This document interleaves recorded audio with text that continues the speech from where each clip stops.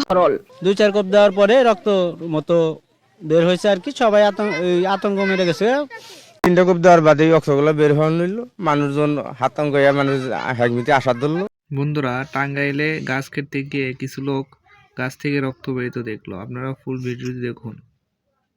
তার আগে আমি নতুন ইউটিউবার, আমার চ্যানেলটিকে সাবস্ক্রাইব করে প্রতিদিন এরকম ভিডিও দেখার জন্য আমার পাশে থাকুন। গাছ কাটতেই বের হচ্ছে রক্ত। শুধু তাই নয়, রাতের আঁধারে কাটা গাছের গোড়ায় আলো জ্বালিয়ে প্রার্থনা করছেন কেউ কেউ। এমন ঘটনা মহান আল্লাহ তাআলার অপার মহিমা বলেই দাবি কারো কারো।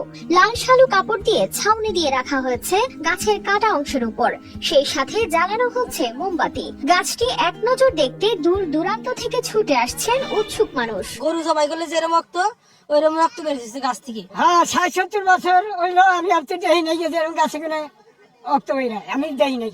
ঘটনাটি টাঙ্গাইলের ভুয়াপুর উপজেলার আমুলা গ্রামে। গ্রামের বাসিন্দা আব্দুল বারেক কয়েকদিন আগে তার একটি ইউক্যালিপটাস গাছ ৬৬,০০০ টাকায় বিক্রি করেন স্থানীয় কাঠ ব্যবসায়ী বিল্লাল হোসেনের কাছে। এরপর শ্রমিকরা গাছটি কাটতে শুরু করলে দেখা যায় গাছের ভেতর থেকে বের হচ্ছে রক্তের মতো লাল তরল। 2-4 কোপ দেওয়ার পরে রক্ত মতো বের হয়েছে আর কি, সবাই আতঙ্ক মেরে গেছে। তারা মনে করতেছে এটা রক্ত, অনেকজনে অনেক বক্তব্য দিতেছে, আর লোকজন ভিড় করছিল। তা আমরা সবাই ধারণা করতেছি এটা রক্তই মনে হয় আমাদের আর কি। প্রথমে এমন দৃশ্য দেখে থমকে যান শ্রমিকরা। অনেকেই বলছেন দীর্ঘদিন গাছ কাটার কাজ করলেও এমন অদ্ভুত কিছু তারা আগে কখনো দেখেননি। 2-3টা কোপ দেওয়ার বাদে রক্তগুলো বের হওয়া নিল, মানুষজন হাতঙ্ক হয়ে মানুষ হেগমিতে আসার ধরলো।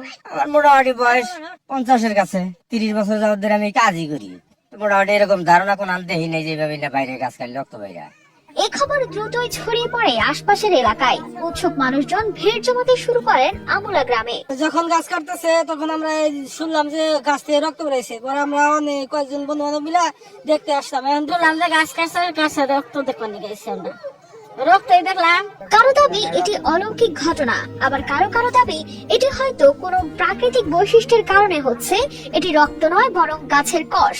সকাল থেকে এই গাছটা কাটছে, সব লোক দেখতে আছে কেজি গায়ে রক্ত, আমি দেখতে আছি এটা হলো গাছের কষ। আমার কিন্তু এটা মনে রক্ত না, এটা হলো যে গাছটা অনেক পুরনো হয়ে গেছে। এই গাছের দিকে হয়তো আমরা কষ জাতীয় জিনিস, এটা কষ্ট আস্তে আস্তে বাড়তে দিয়ে রক্ত লাল, এটা আঠা জাতীয় হয়ে গেছে, রক্ত না এটা। ইউক্যালিপটাস গাছ থেকে সাধারণত লাল কষ বের হওয়ার কোনো প্রাকৃতিক বৈশিষ্ট্য না থাকলেও মাটির খনিজ উপাদান, ছত্রাক বা ব্যাকটেরিয়ার কারণে কষের রং পরিবর্তিত হয়ে লালচে রঙের হতে পারে। এছাড়া কিছু গাছ যেমন ব্লাডউড ট্রি স্বাভাবিকভাবেই লাল কষ নিঃসরণ করে। তবে এই ঘটনায় নিশ্চিতভাবে জানার জন্য বিজ্ঞানসম্মত তদন্ত প্রয়োজন বলে দাবি স্থানীয়দের। News desk, RTV।